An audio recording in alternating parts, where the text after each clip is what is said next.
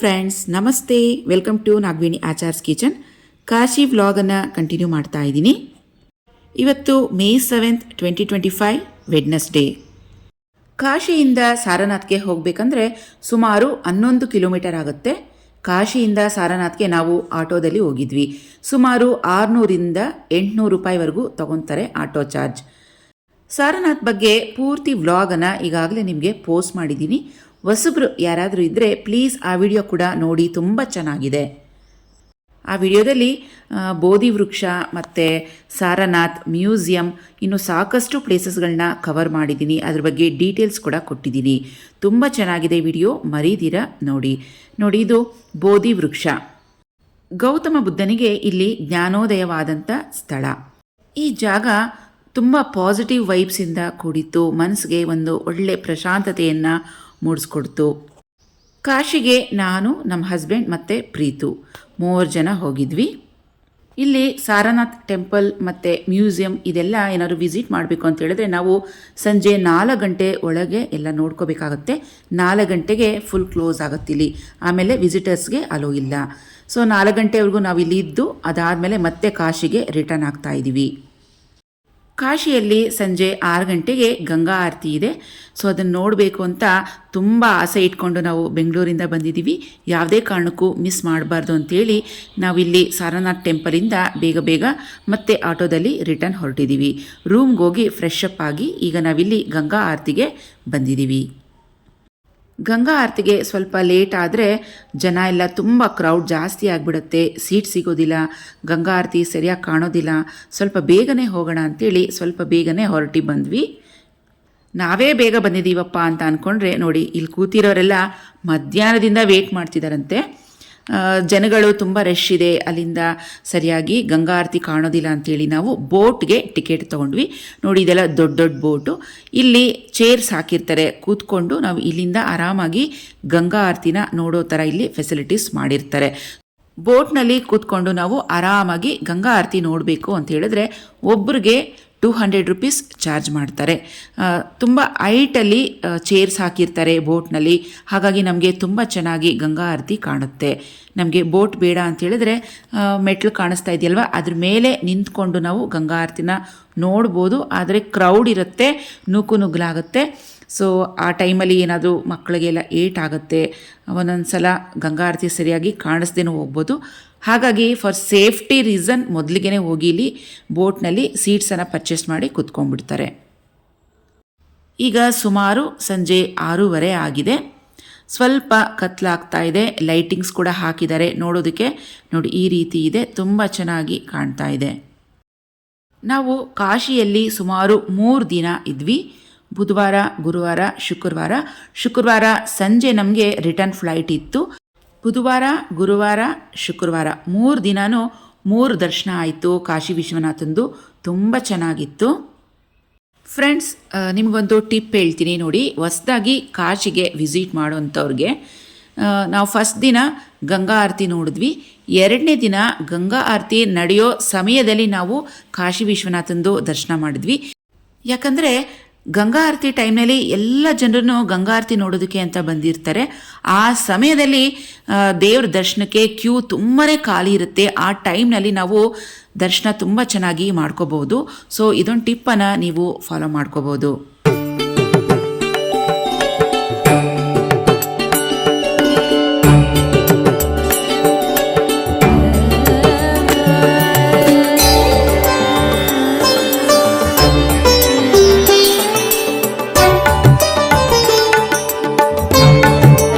ಈಗ ಗಂಗಾ ಆರತಿ ಮುಗೀತು. ತುಂಬಾ ಚೆನ್ನಾಗಿತ್ತು. ಗಂಗಾ ಆರತಿ ನೋಡೋದಕ್ಕೆ 2 ಕಣ್ಣು ಸಾಲದು, ಅಷ್ಟು ಚೆನ್ನಾಗಿತ್ತು. ಗಂಗಾ ಆರತಿ ಮುಗಿದ ಮೇಲೆ ನಾವು ಬೋಟ್ಗೆ ಏನು ಟಿಕೆಟ್ಸ್ ತೊಗೊಂಡಿರ್ತೀವಲ್ವ, ಪರ್ ಹೆಡ್ಗೆ 200 ರೂಪೀಸ್ ಈ ರೀತಿಯಾಗಿ ತೊಗೊಂಡಿರ್ತೀವಲ್ವ, ಆ ಬೋಟ್ನವರು ಕಂಟಿನ್ಯೂ ಮಾಡ್ತಾರೆ. ಇಲ್ಲಿ ಸೆವರಲ್ ಘಾಟ್ಸ್ ಇರುತ್ತೆ. ಒಂದು ನಾರಾಯಣ ಘಾಟ್ ಇರುತ್ತೆ, ಒಂದು ಹರಿಶ್ಚಂದ್ರ ಘಾಟ್ ಇರುತ್ತೆ, ಒಂದು ವಿಷ್ಣು ಘಾಟ್ ಇರುತ್ತೆ, ಆ ಥರ ಇನ್ನೊಂದು ಪಾರ್ವತಿ ಘಾಟ್, ಈ ಥರ ಒಂದೊಂದು ಘಾಟ್ ಇರುತ್ತೆ. ಆ ಘಾಟ್ನ 1 by 1 ಅವರು ಅದ್ರ ಬಗ್ಗೆ ಸ್ವಲ್ಪ ಡೀಟೇಲ್ಸು, ಇನ್ಫಾರ್ಮೇಷನ್ಸು, ಸ್ಟೋರಿ ಇದ್ದರೆ ಸ್ಟೋರಿ ಹೇಳ್ತಾ ನಮಗೆ ಒಂದೊಂದು ಘಾಟ್ದು ದರ್ಶನ ಮಾಡಿಸ್ತಾರೆ. ಗಂಗಾ ಆರತಿ ಸುಮಾರು 2 ಬ್ಯಾಚ್ನಲ್ಲಿ 2 ಬೇರೆ ಬೇರೆ ಕಡೆ ಒಂದೇ ಟೈಮ್ನಲ್ಲೇ ಮಾಡ್ತಾರೆ. ಯಾಕಂದರೆ ಒಂದೇ ಕಡೆ ಗಂಗಾ ಆರತಿ ಮಾಡಿದ್ರೆ ಸುಮಾರು ಲಕ್ಷಾಂತರ ಜನ ಇರ್ತಾರಲ್ವ, ಅವ್ರಿಗೆ ಕಾಣೋದಿಲ್ಲ ಅಂಥೇಳಿ ಪಕ್ಕದ ಘಾಟ್ನಲ್ಲಿ ಅದೇ ಟೈಮ್ನಲ್ಲಿ ಗಂಗಾ ಆರತಿ ಮಾಡ್ತಾರೆ. ಸೊ 2 ಬ್ಯಾಚ್ನಲ್ಲಿ ಮಾಡ್ತಾರೆ. ಸೇಮ್ ಅದೇ ಥರನೇ ಇರುತ್ತೆ, ಗಂಗಾ ಆರತಿ ಒಂದೇ ಥರನೇ ಮಾಡ್ತಾರೆ. ಆದರೆ ಬೇರೆ ಬೇರೆ ಬ್ಯಾಚ್ನವರು ಮಾಡ್ತಾರೆ, ಯಾಕಂದರೆ ಎಲ್ಲರಿಗೂ ಕಾಣಿಸ್ಬೇಕು, ಅನುಕೂಲ ಆಗಲಿ ಅಂಥೇಳಿ.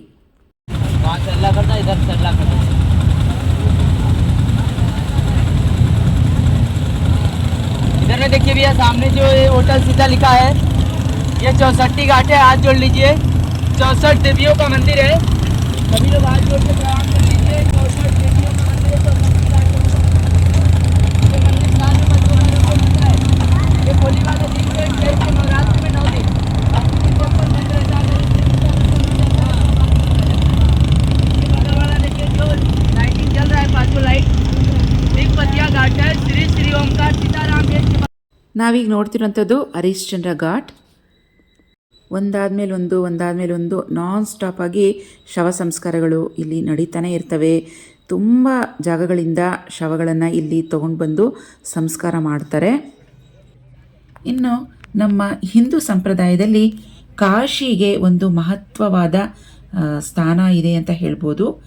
ಕಾಶಿಯಲ್ಲಿ ಹೋಗಿ ಪ್ರಾಣ ಬಿಟ್ಟರೆ ಡೈರೆಕ್ಟಾಗಿ ಸ್ವರ್ಗ ಪ್ರಾಪ್ತಿ ಆಗುತ್ತೆ ಅನ್ನೋ ಒಂದು ನಂಬಿಕೆ ನಮ್ಮಲ್ಲಿ.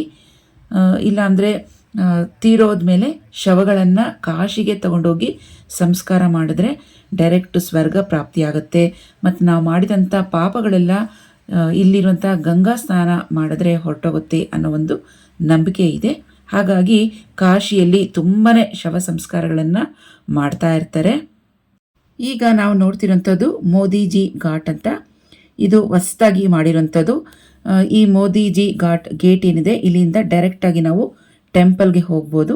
ಇದನ್ನು ಕಟ್ಸೋದಕ್ಕೆ ಸುಮಾರು 700 ರಿಂದ 800 ಕೋಟಿ ರೂಪಾಯಿಗಳನ್ನು ವೆಚ್ಚ ಮಾಡಿ ಈ ಮೋದಿ ಘಾಟನ್ನು ಕಟ್ಸಿದ್ದಾರೆ. डायरेक्ट मंदिर जाने का मोदी जी बनाया, इसमें जितना पैसा खर्चा हुआ है 750 करोड़। 700-800 बिल्डिंग टूटा है, तब जाके कारीगर बनारस में दिल्ली ಮೋದಿ ಘಾಟ್ ಮಾಡಿರೋದು ಅಂದರೆ ಅದು ಮಂಟಪ ಮಾಡಿರೋದು ದಯವಿಟ್ಟು ದೇವಸ್ಥಾನಕ್ಕೂ नीचे में देखिए जो 9 डिग्री मंदिर चुका है सामने। ಹಾಂ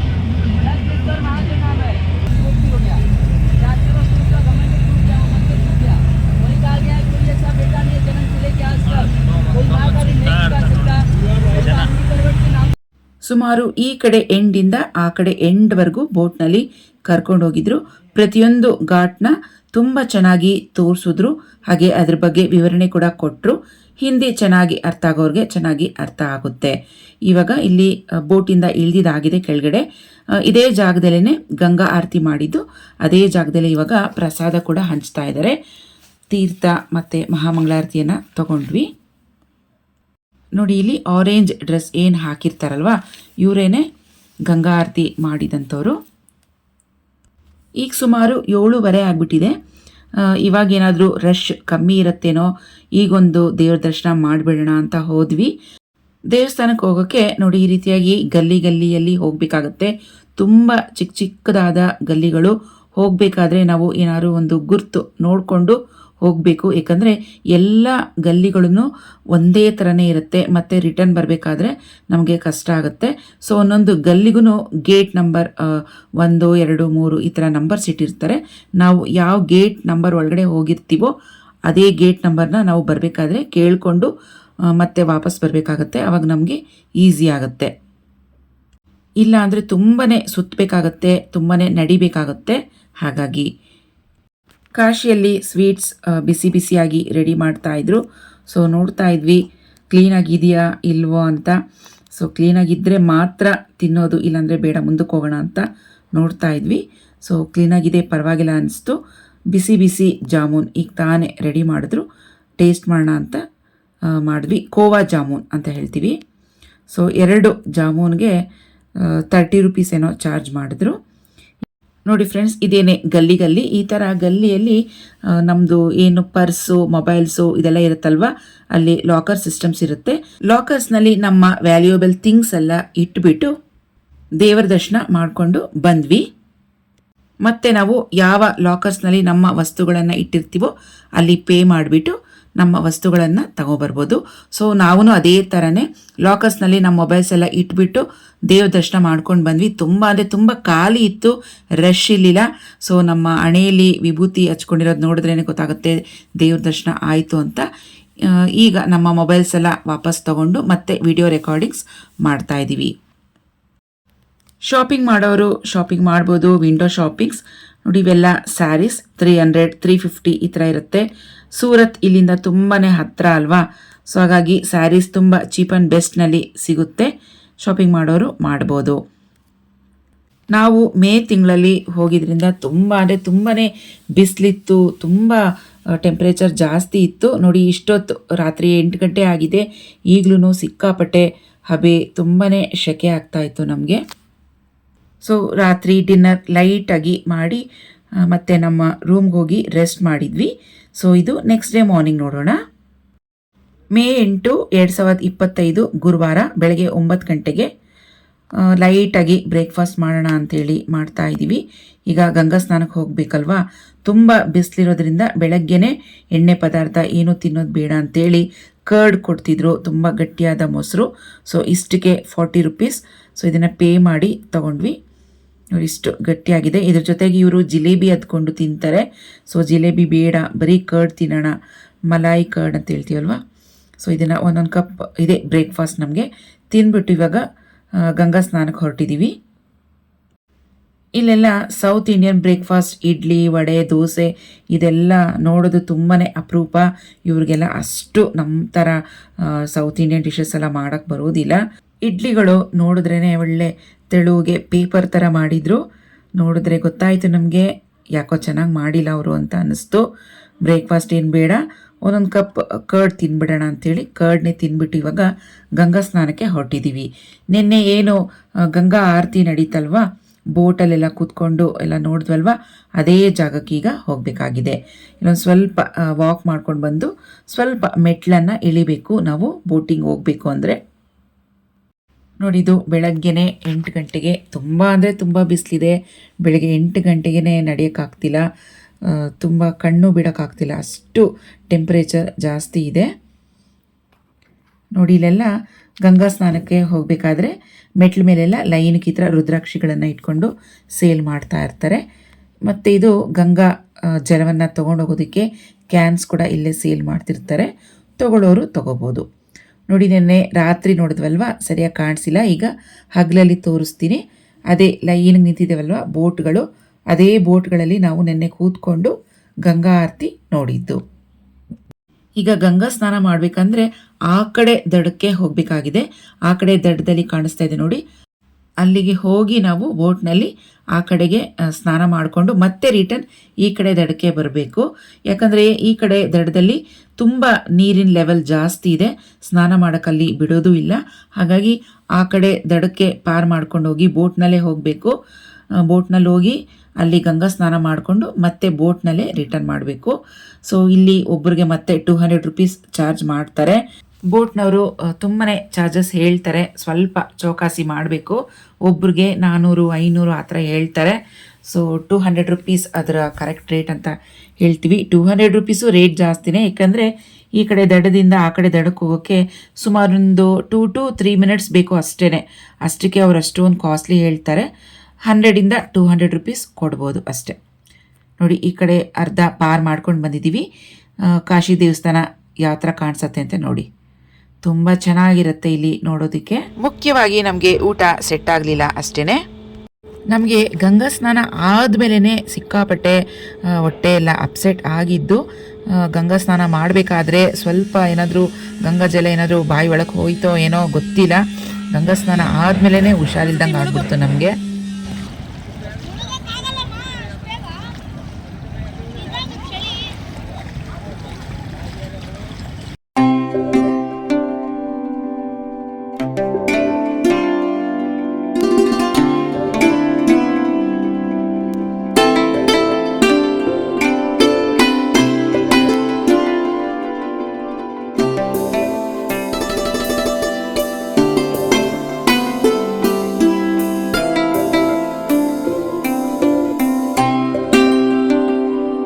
ಈಗ ಗಂಗಾ ಸ್ನಾನ ಆಯಿತು.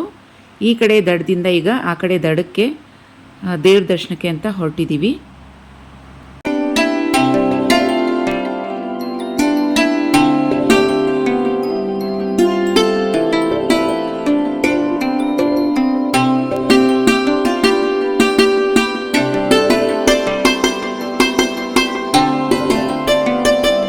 ಈಗ ಬೆಳಗಿನ ದರ್ಶನ ಸ್ವಲ್ಪ ರಶ್ ಇತ್ತು.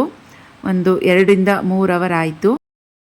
ಅನ್ನಪೂರ್ಣೇಶ್ವರಿ, ಕಾಶಿ ವಿಶಾಲಾಕ್ಷಿ, ಕಾಶಿ ವಿಶ್ವನಾಥ ಇವೆಲ್ಲನೂ ದರ್ಶನ ಆಯಿತು. ಕಾಶಿ ವಿಶ್ವನಾಥನ ದರ್ಶನ ಮಾಡಿಕೊಂಡು ಈಗಷ್ಟೇ ಜಸ್ಟ್ ಬರ್ತಾ ಇದ್ದೀವಿ.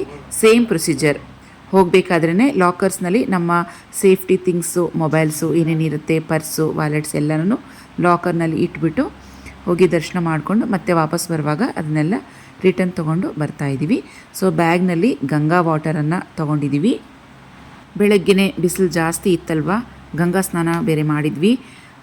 ರಶ್ ಕೂಡ ಜಾಸ್ತಿ ಇತ್ತು. 2-3 ಅವರ್ ಕ್ಯೂನಲ್ಲಿ ನಿಂತ್ಕೊಂಡು ದರ್ಶನ ಮಾಡ್ಕೊಂಡು ಬಂದ್ವಿ. ಡೈರೆಕ್ಟ್ ಈಗ ರೂಮ್ಗೆ ಹೊರಟಿದ್ದೀವಿ, ರೆಸ್ಟ್ ಮಾಡೋಣ ಅಂಥೇಳಿ. ಇಲ್ಲೇ ರೂಮ್ಗೆ ಮಧ್ಯಾಹ್ನದ ಊಟ ತರಿಸ್ಕೊಂಡು ಸ್ವಲ್ಪ ರೆಸ್ಟ್ ಮಾಡಿ ಮತ್ತೆ ಸಂಜೆ, ಇವಾಗ ಗುರುವಾರ ಸಂಜೆ ಮತ್ತೆ ದೇವಸ್ಥಾನಕ್ಕೆ ಅಂತ ಹೊರಟಿದ್ದೀವಿ. ನಿನ್ನೆ ಗಂಗಾ ಆರತಿಗೆ ಹೋದಾಗ ಅಲ್ಲಿ ಮೋದಿ ಘಾಟ್ ಅಂತ ತೋರಿಸಿದ್ರು. ಲೈಟಿಂಗ್ಸ್ ಎಲ್ಲ ತುಂಬಾ ಚೆನ್ನಾಗಿತ್ತು.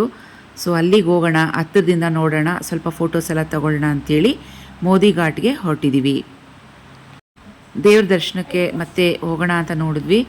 ಬೆಳಗ್ಗೆ ಎಲ್ಲ ದರ್ಶನ ಆಗಿದೆ, ಸಾಕು. ಬೇರೆ ಏನಾದರೂ ಪ್ಲೇಸಸ್ ಇದ್ದರೆ ನೋಡೋಣ ಅಂಥೇಳಿ ದೇವ್ರ ದರ್ಶನಕ್ಕೆ ಇವಾಗ ಹೋಗಿಲ್ಲ. ಶಾಪಿಂಗ್ ಮಾಡೋಣ ಅಂಥೇಳಿ ಸುಮ್ಮನೆ ಯಾವ್ಯಾವ ಅಂಗಡಿಗಳಿದೆ, ಏನೇನು ಇಟ್ಟಿದ್ದಾರೆ ಅದನ್ನು ನೋಡ್ತಾ ಹೋಗ್ತಾ ಇದ್ದೀವಿ. ನೋಡಿ, ಕಾಶಿ ಅಂದರೆ ಇಷ್ಟೇ, ಚಿಕ್ಕ ಚಿಕ್ಕ ಗಲ್ಲಿಗಳು. ಇಲ್ಲೆಲ್ಲ ಗಾಡಿಗಳು, ವೆಹಿಕಲ್ಸ್ ಯಾವುದನ್ನೂ ಅಲೋ ಮಾಡೋದಿಲ್ಲ. ಬರೀ ಭಕ್ತಾದಿಗಳಿಗೆ ನಡ್ಕೊಂಡು ಹೋಗೋದಕ್ಕೆ ಬರೋದಕ್ಕೆ ಅಷ್ಟೇ. ಒಬ್ಬರು ಈ ಕಡೆಯಿಂದ ಹೋಗ್ಬೋದು, ಆ ಕಡೆಯಿಂದ ಒಬ್ಬರು ಬರ್ಬೋದು. ಇಬ್ಬಿಬ್ಬರು ಓಡಾಡ್ಬೋದು ಅಷ್ಟೇ ಆ ಗಲ್ಲಿಯಲ್ಲಿ. ಅದಕ್ಕಿಂತ ಹೆಚ್ಚು ಮಂದಿ ಹೋಗೋದಕ್ಕಾಗೋದಿಲ್ಲ. ನೋಡಿ, ಇವಾಗ ಈ ಕಡೆ ಗಂಗಾ ನದಿ ಹತ್ರ ಬಂದಿದ್ದೀವಿ. ಈ ನದಿ ದಂಡೆ ಮೇಲೆ ನಡ್ಕೊಂಡು ಹೋದರೆ ಈ ಕಡೆ ಎಂಡಿಂದ ಆ ಕಡೆ ಎಂಡ್ವರೆಗೂ ಸುಮಾರಷ್ಟು ಕಿಲೋಮೀಟರ್ಸ್ ಇದೆ.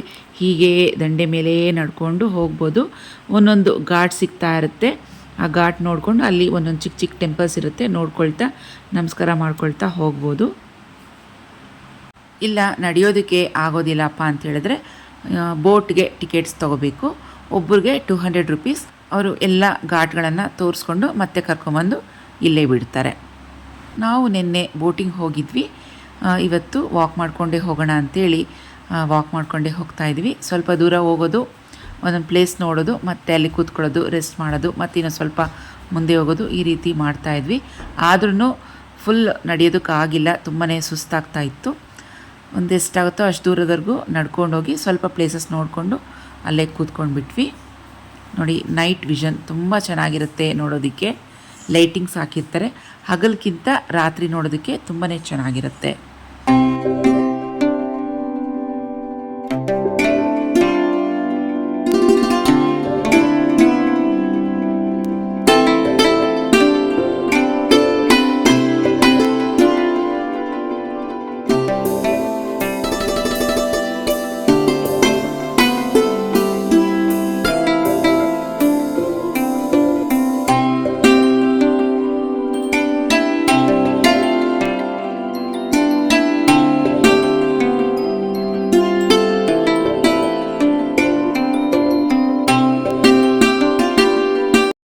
ನೋಡಿ, ಇದು ಮೋದಿ ಘಾಟ್. ರಾತ್ರಿ ಹೊತ್ತು ಈ ಥರ ಲೈಟಿಂಗ್ಸ್ ಹಾಕಿರ್ತಾರೆ, ನೋಡೋದಕ್ಕೆ ತುಂಬಾ ಚೆನ್ನಾಗಿರುತ್ತೆ. ಇಲ್ಲೊಂದು ಸ್ವಲ್ಪ ಹೊತ್ತು ಕೂತ್ಕೊಂಡಿದ್ವಿ. ಇದ್ರ ಪಕ್ಕನೇ ಹರಿಶ್ಚಂದ್ರ ಘಾಟ್. ಇಲ್ಲಿ ಸಾಕಷ್ಟು ಶವ ಸಂಸ್ಕಾರಗಳು ನಡೀತಾ ಇದ್ವು. ಸೊ ನಾವು ಇಲ್ಲಿಂದನೇ ದೂರದಿಂದನೇ ನೋಡ್ತಾ ಇದ್ವಿ. ಈಗ ರಾತ್ರಿ 8 ಗಂಟೆ ಆಗಿದೆ. ಈಗಲೂ ಒಂದಾದ್ಮೇಲೆ ಒಂದು ಡೆಡ್ ಬಾಡೀಸನ್ನು ತೊಗೊಂಡು ಬರ್ತಾನೇ ಇದ್ದರು ಶವ ಸಂಸ್ಕಾರಕ್ಕೋಸ್ಕರ.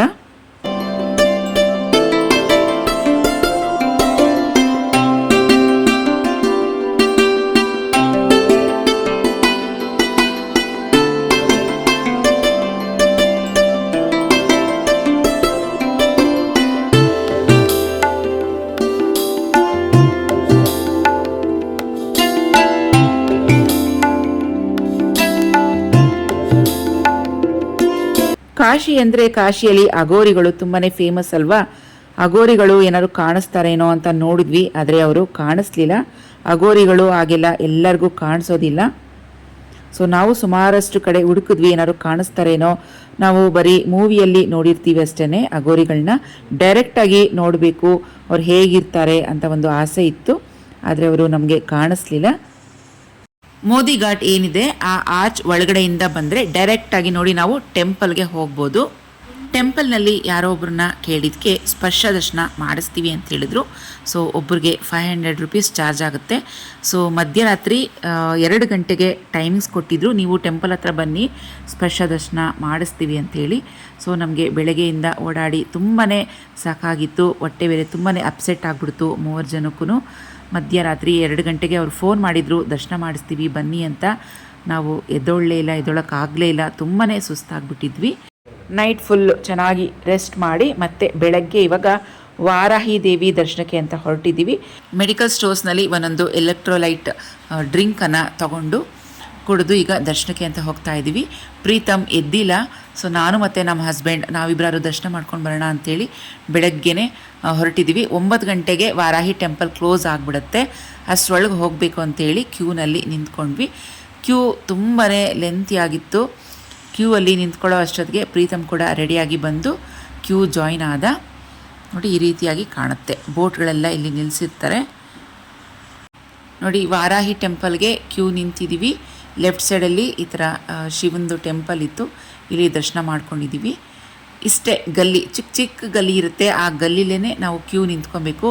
ಸುಮಾರು 1 ಕಿಲೋಮೀಟರ್ ದೂರದಿಂದನೇ ಕ್ಯೂ ನಿಂತಿತ್ತು ನೋಡಿ. 7ರಿಂದ 9ವರೆವರೆಗೂ ಅಷ್ಟೇ ವಾರಾಹಿ ದರ್ಶನ. ವಾರಾಹಿ ದೇವಿ ಇಲ್ಲಿನ ಗ್ರಾಮ ದೇವತೆ.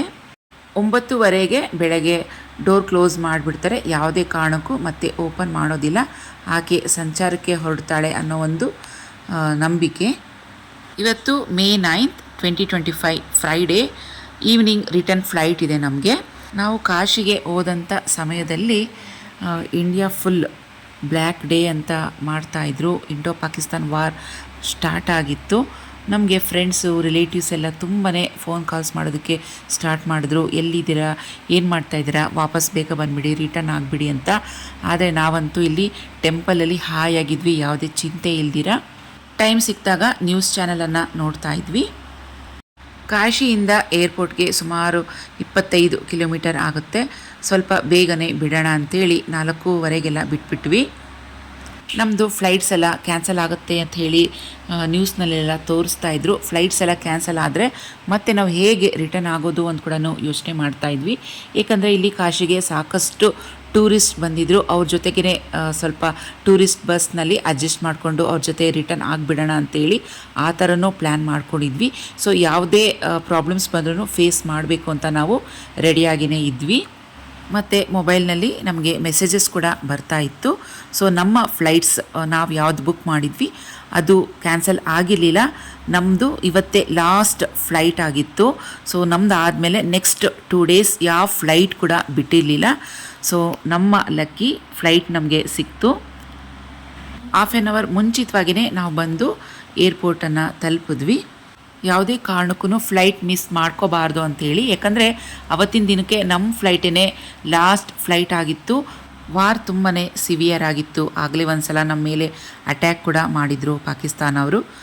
ಸೊ ಹಾಗಾಗಿ ಫ್ಲೈಟ್ಸ್ ಎಲ್ಲಿ ಕ್ಯಾನ್ಸಲ್ ಆಗಿಬಿಡುತ್ತೋ ಮತ್ತೆ ನಾವು ಇಲ್ಲೇ ಉಳ್ಕೋಬೇಕಾಗುತ್ತೆ ಅಂತ ಅಂದ್ಕೊಂಡು ಸ್ವಲ್ಪ ಬೇಗನೆ ಬಂದು ಏರ್ಪೋರ್ಟ್ಗೆ ರೀಚ್ ಆದ್ವಿ. ಏಪ್ರಿಲ್ 22, 2025 ಟೆರರಿಸ್ಟ್ ಅಟ್ಯಾಕ್ ಆಗುತ್ತೆ ಪಹಲ್ಗಾಮ್ನಲ್ಲಿ. ಅದಕ್ಕೆ ಬದಲಾಗಿ ಮೇ 7, 2025 ಆಪರೇಷನ್ ಸಿಂಧೂರ್ ಅಂತ ಲಾಂಚ್ ಮಾಡ್ತೀವಿ. ಸೊ ಆ ಮೇ 7, 2025 ನಮಗೆ ತುಂಬ ಇಂಪಾರ್ಟೆಂಟ್ ದಿನ ಆಗಿತ್ತು. ನಾವು ಕಾಶಿನಲ್ಲಿ ಇದ್ವಿ. ಮೇ 7, 2025 ಒಂದು ಮಾಕ್ ಡ್ರಿಲ್ಲನ್ನು ಮಾಡಿಸ್ತಾರೆ. ಈ ಟೈಮ್ನಲ್ಲಿ ನಗರಗಳಲ್ಲಿ ಸೈರನ್ ಮೊಳಗಿಸಲಾಯಿತು. ಅಂದಿನ ದಿನ ನಾವು ಕಾಶಿಯಲ್ಲಿದ್ವಿ. ಮಾಕ್ ಡ್ರಿಲ್ ಹೇಗಿತ್ತು ಅಂತ ಎಕ್ಸ್ಪೀರಿಯನ್ಸ್ ಕೂಡ ಮಾಡೋಕ್ಕಾಗಿಲ್ಲ. ಹಾಗಾಗಿ ಫ್ರೆಂಡ್ಸ್ಗೆ, ರಿಲೇಟಿವ್ಸ್ಗೆ ಅವ್ರಿಗೆಲ್ಲ ನಮ್ಮದೇ ಚಿಂತೆ ಆಗಿತ್ತು. ಫೋನ್ ಮೇಲೆ ಫೋನು ಮಾಡ್ತಾನೆ ಇದ್ದರು, ಹೇಗಿದ್ದೀರಾ, ಎಲ್ಲಿದ್ದೀರಾ, ಸೇಫ್ಟಿ ಆಗಿದ್ದೀರಾ, ಬೇಗ ಬನ್ನಿ ಅಂತ ಹೇಳಿ. ಸೊ ನಮ್ಮ ಫ್ಲೈಟ್ ಸ್ವಲ್ಪ ಡಿಲೇ ಆಗಿತ್ತು. ಲಾಸ್ಟ್ ಫ್ಲೈಟ್ ಆಗಿತ್ತು ಇವತ್ತಿನ ದಿನಕ್ಕೆ. ನೆಕ್ಸ್ಟ್ ಇನ್ 2 ಡೇಸ್ ಫ್ಲೈಟ್ಸ್ ಇರಲಿಲ್ಲ, ಪೂರ್ತಿಯಾಗಿ ಕ್ಯಾನ್ಸಲ್ ಆಗಿತ್ತು. ಅಟ್ ಲಾಸ್ಟ್ ನಮಗೆ ನಮ್ಮ ಫ್ಲೈಟ್ ಟೈಮಿಂಗ್ಸ್ ಬಂತು. ಎಲ್ಲ ಈಗ ಚೆಕ್ ಇನ್ ಆಗ್ತಾ ಇದ್ದೀವಿ. 5 ಡೇಸಿಂದ ನಾವು ಕಾಶಿಯಲ್ಲಿ ಇದ್ದಾಗ ನಮಗೆ ಯಾವುದೇ ಥರದ ಭಯ ಇರಲಿಲ್ಲ.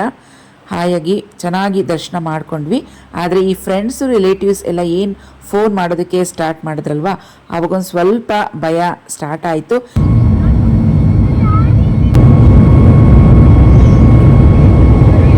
ಏರ್ ಸ್ಟ್ರೈಕ್ ಆಗುತ್ತೆ ಆ ಥರ ಈ ಥರ ಅಂತೆಲ್ಲ ಎದುರಿಸೋದಕ್ಕೆ ಸ್ಟಾರ್ಟ್ ಮಾಡಿದರು. ನಾವು ಫ್ಲೈಟ್ನಲ್ಲಿ ಬರ್ತಾ ಇರೋದ್ರಿಂದ ಏರ್ ಸ್ಟ್ರೈಕ್ ಆಗುತ್ತೆ ಅಂತ ಕೂಡ ಸ್ವಲ್ಪ ಭಯ ಇತ್ತು. ದೇವ್ರ ದಯೆಯಿಂದ ನಮಗೆ ಯಾವುದೇ ಥರದ ತೊಂದರೆ ಇಲ್ದಿರ ಸೇಫ್ಟಿಯಾಗಿ ಬಂದು ಲ್ಯಾಂಡ್ ಆದ್ವಿ. ರಾತ್ರಿ 9 ಗಂಟೆ ಅಷ್ಟೊತ್ತಿಗೆ ಬಂದು ರೀಚ್ ಆದ್ವಿ. ನೋಡಿ, ಯಾವುದೇ ಫ್ಲೈಟ್ ಸ್ಟಾರ್ಟಿಂಗಲ್ಲಿ ಇಲ್ಲ, ಎಲ್ಲ ಫ್ಲೈಟ್ಸನ್ನು ನಿಲ್ಲಿಸ್ಬಿಟ್ಟಿದ್ದಾರೆ. ಸೊ ನಮ್ಮದೇ ಲಾಸ್ಟ್ ಫ್ಲೈಟ್ ಆಗಿತ್ತು. ನೆಕ್ಸ್ಟ್ ಇನ್ 2 ಡೇಸ್ವರೆಗೂ ಯಾವುದೇ ಫ್ಲೈಟ್ಸ್ ಬುಕ್ಕಿಂಗ್ಸ್ ಇರಲಿಲ್ಲ. ಎಲ್ಲ ಫ್ಲೈಟ್ಸನ್ನು ಕ್ಯಾನ್ಸಲ್ ಆಗಿತ್ತು. ಎಲ್ಲ ಫ್ಲೈಟ್ಸನ್ನು ಎಷ್ಟು ಚೆನ್ನಾಗಿ ಲೈನ್ಗೂ ನಿಲ್ಲಿಸಿದ್ದಾರೆ ನೋಡಿ, ನೋಡೋದಕ್ಕೆ ತುಂಬ ಚೆನ್ನಾಗಿತ್ತು ವ್ಯೂ. ನೀವು ಕೂಡ ನೋಡಿ.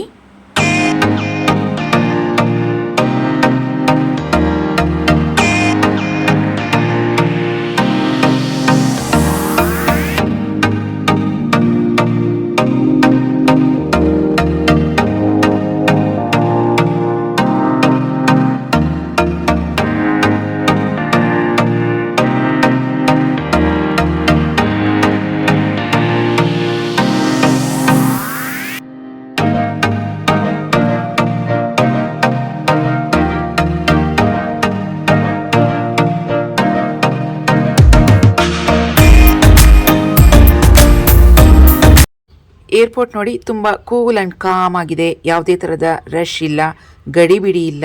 ಯಾಕಂದರೆ ನೆಕ್ಸ್ಟ್ ಇನ್ 2 ಡೇಸ್ವರೆಗೂ ಫ್ಲೈಟ್ಸ್ ಕ್ಯಾನ್ಸಲ್ ಆಗಿತ್ತಲ್ವಾ, ಹಾಗಾಗಿ ನಮ್ಮದೇ ಲಾಸ್ಟ್ ಫ್ಲೈಟ್ ಆಗಿದ್ದರಿಂದ ನಮ್ಮ ಫ್ಲೈಟಲ್ಲಿ ಎಷ್ಟು ಜನ ಇಳಿದ್ರೋ ಅಷ್ಟು ಜನ ಮಾತ್ರ ಏರ್ಪೋರ್ಟ್ನಲ್ಲಿದ್ವಿ. ನೋಡಿ ಎಷ್ಟು ಪ್ರಶಾಂತವಾಗಿದೆ. ಗಂಗಾ ವಾಟರ್ನ ತುಂಬಾ ಸೇಫ್ಟಿಯಾಗಿ ಬ್ಯಾಗಲ್ಲಿ ಇಟ್ಕೊಂಡು ತಗೊಂಡು ಬಂದಿದ್ದೀವಿ. ಹಾಗೂ ಸಾರಾನಾಥ್ನಲ್ಲಿ ಒಂದು ಗೌತಮ ಬುದ್ಧ ಸ್ಟ್ಯಾಚು ಪರ್ಚೇಸ್ ಮಾಡಿದ್ವಲ್ವಾ, ಗೌತಮ ಬುದ್ಧ ಮತ್ತು ಗಂಗಾ ವಾಟರ್ ಎರಡೂ ನಮ್ಮ ಕೈಲೇ ಹ್ಯಾಂಡಲ್ ಬ್ಯಾಗ್ನಲ್ಲಿ ಇಟ್ಕೊಂಡು ತುಂಬ ಕೇರ್ಫುಲ್ಲಾಗಿ ತೊಗೊಂಡು ಬಂದ್ವಿ. ಈಗ ಬ್ಯಾಗೇಜಸ್ ಎಲ್ಲ ಕಲೆಕ್ಟ್ ಮಾಡ್ಕೊಳ್ಳೋಕ್ಕೆ ಅಂತ ಹೋಗ್ತಾ ಇದ್ದೀವಿ. ನಮ್ಮ ದೇಶಕ್ಕೆ ಇವಾಗ ತುಂಬ ಕ್ರಿಟಿಕಲ್ ಆದ ಟೈಮ್. ಯಾವ ಟೈಮ್ನಲ್ಲಿ ಬೇಕಾದರೂ ಏರ್ ಸ್ಟ್ರೈಕ್ಸ್ ಆಗ್ಬೋದು, ಯಾವ ಟೈಮ್ನಲ್ಲಿ ಬೇಕಾದರೂ ವಾರ್ ಅನೌನ್ಸ್ ಆಗ್ಬೋದು. ಸೊ ನಾವೆಲ್ಲ ರೆಡಿಯಾಗಿರಬೇಕು ಅನ್ನೋ ಒಂದು ಕಾರಣಕ್ಕೋಸ್ಕರ ಮಾಕ್ ಡ್ರಿಲ್ಲನ್ನು ಮಾಡಿದರು. ಏರ್ ಸ್ಟ್ರೈಕ್ಸ್ ಆಗೋ ಚಾನ್ಸಸ್ ಕೂಡ ಇದೆ. ಹಾಗಾಗಿ ನೆಕ್ಸ್ಟ್ ಮುಂದಿನ 2 ದಿನಗಳು ಯಾವ್ಯಾವ ಫ್ಲೈಟ್ಸ್ ಬುಕ್ಕಿಂಗ್ಸ್ ಇತ್ತೋ ಅದನ್ನೆಲ್ಲ ಫುಲ್ ಕ್ಯಾನ್ಸಲ್ ಮಾಡಿದರು.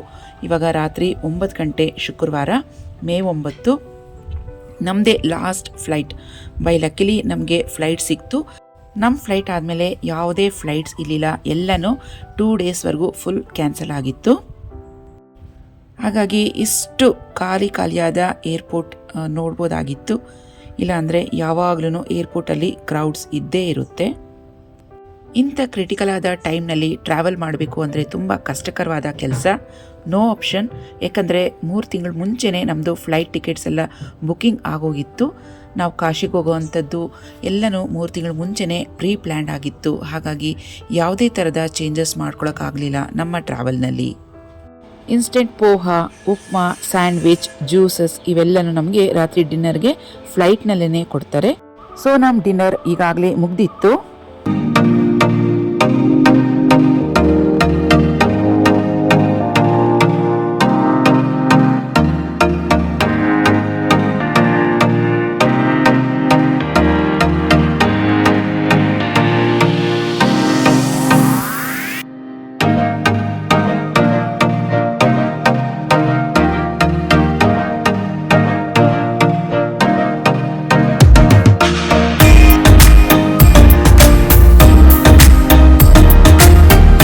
ಫ್ಲೈಟ್ ಹತ್ತಬೇಕಾದ್ರೇ ಚರಣ್ಗೆ ಫೋನ್ ಮಾಡಿ ಪಿಕಪ್ ಮಾಡ್ಕೊಳ್ಳೋದಕ್ಕೆ ಹೇಳಿದ್ವಿ. ನಮ್ಮ ಚರಣ್ ಮತ್ತು ನಮ್ಮ ತಂಗಿ ಮಗ ಚಂದನ್ ಇಬ್ಬರೂ ಬಂದು ಪಿಕಪ್ ಮಾಡ್ಕೊಳ್ಳೋದಕ್ಕೆ ವೆಯ್ಟ್ ಮಾಡ್ತಾಯಿದ್ರು. ಸೊ ಅವ್ರ ಜೊತೆಗೆ ರಿಟರ್ನ್ ಆದ್ವಿ. ಸೊ ಫ್ರೆಂಡ್ಸ್, ಇವಿಷ್ಟು ಆಗಿತ್ತು ನಮ್ಮ ಕಾಶಿ ವ್ಲಾಗ್. ನೀವೆಲ್ಲರೂ ಕಾಶಿ ವ್ಲಾಗನ್ನು ನೋಡಿ ಎಂಜಾಯ್ ಮಾಡಿದ್ದೀರಾ ಅಂತ ಭಾವಿಸ್ತೀನಿ. ನಮ್ಮ ಹ್ಯಾಪಿನೆಸ್, ನಮ್ಮ ಎಕ್ಸ್ಪೀರಿಯನ್ಸನ್ನು ನಿಮ್ಮ ಜೊತೆಗೆ ಶೇರ್ ಮಾಡ್ಕೊಂಡಿದ್ದೀವಿ. ನಮಗೆ ಗೊತ್ತಿರುವಂಥ ಎಲ್ಲ ಇನ್ಫಾರ್ಮೇಷನ್ಸ್ ನಿಮ್ಮ ಜೊತೆ ಶೇರ್ ಮಾಡ್ಕೊಂಡಿದ್ದೀನಿ. I am happy for that. ನಮ್ಮ ವಿಡಿಯೋ ನಿಮಗೆ ಯೂಸ್ಫುಲ್ ಅನಿಸಿದ್ರೆ ಖಂಡಿತವಾಗಿಯೂ ನಮ್ಮ ವಿಡಿಯೋಗೆ ಲೈಕ್ ಕೊಡೋದನ್ನ ಮರಿಬೇಡಿ. ನಮ್ಮ ಜರ್ನಿ ತುಂಬ ಸೇಫ್ ಜರ್ನಿ ಮತ್ತು ಹ್ಯಾಪಿಯಾಗಿತ್ತು. ದೇವರಿಗೆ ಅನಂತ ಅನಂತ ವಂದನೆಗಳನ್ನು ತಿಳಿಸ್ತೀನಿ. ಸೊ ಮತ್ತೆ ಭೇಟಿ ಆಗ್ತೀನಿ ಮತ್ತೊಂದು ವಿಡಿಯೋದಲ್ಲಿ. ಅಲ್ಲಿವರೆಗೂ ಟೇಕ್ ಕೇರ್. Bye friends. ನಮಸ್ತೆ.